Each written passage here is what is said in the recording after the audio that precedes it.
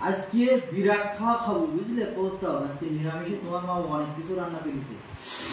সেই লোভ লাগতেছে দেখো আজকে কতভাবে করেছে আজকে দেখো এই ঠাকুর বলতেছে মা এই ঠাকুর ভোগ আছে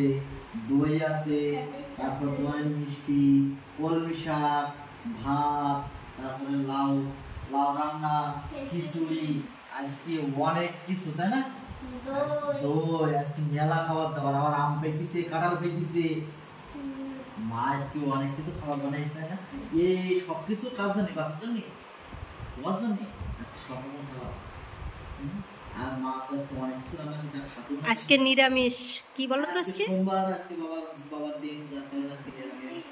তো এখানে দই আছে লাউ ঘন্ট আছে এই আছে দুধ মিষ্টি আছে সবজি আছে খিচুড়ি আছে